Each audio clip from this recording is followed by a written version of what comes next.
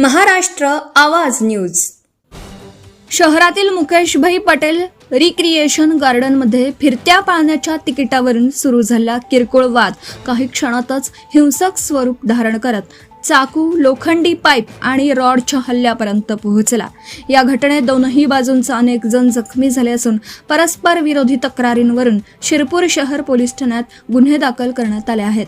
या घटनेमुळे शहरात खळबळ उडाली आहे। पोलिसांनी दिलेल्या माहितीनुसार मध्य प्रदेशातील देपालपूर येथील मोहम्मद अजहर शेख, अलाउद्दीन शेख वय वर्ष 25 हे कुटुंबियांसह दौडाईचा येथे आले होते।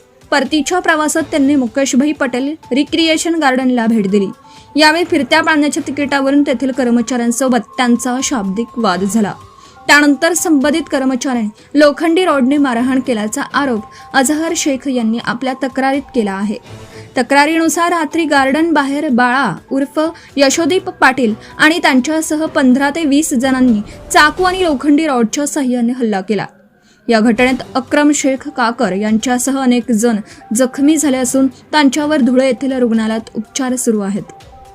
दरम्यान गार्डनमधील पाळणा ऑपरेटर यशोदीप किरण पाटील वय वर्ष 22 यांनीही स्वतंत्र तक्रार दाखल केली आहे। त्यांच्या तक्रारीनुसार पाळण्याची क्षमता 11 जणांची असताना 12 जण बसल्याचं निदर्शनास आल्यानंतर अतिरिक्त तिकीट घेण्यास सांगितल्याचा राग मनात धरून अजहर शेख, अक्रम शेख आणि त्यांच्या साथीदारांनी शिवीगाळ करत लोखंडी पाईपने मारहाण केली।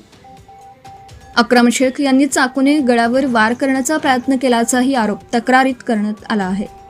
या हल्ल्यात गंभीर जखमी झालेल्या यशोदीप पाटील यांच्यावर धुळे येथील हिरे वैद्यकीय महाविद्यालय आणि रुग्णालयात उपचार सुरू आहेत। घटनेनंतर उपजिल्हा रुग्णालयात दोनही गटांच्या नातेवाईकांनी मोठी गर्दी केल्याने काही काळ तणावाचं वातावरण निर्माण झालं होतं। माहिती मिळताच उपविभागीय पोलीस अधिकारी सुधीर पाटील, पोलीस निरीक्षक किशोर कुमार परदेशी, सहाय्यक पोलीस निरीक्षक वर्षा पाटील, पोलीस उपनिरीक्षक सतीश मांड, पोलीस उपनिरीक्षक सुपेकर, हेमंत खैरनार आणि अन्य पोलिसांनी घटनास्थळी धाव घेत परिस्थितीत नियंत्रणात आणले। या प्रकरणी दोनही पक्षांच्या तक्रारींवरून परस्पर विरोधी गुन्हे दाखल करण्यात आले असून नेमका घटनाक्रम, हल्ल्याची जबाबदारी आणि घटनेमागील कारणांचा शिरपूर शहर पोलिसांकडून सखोल तपास सुरू आहे। Subscribe now and press the bell icon. Never miss an update.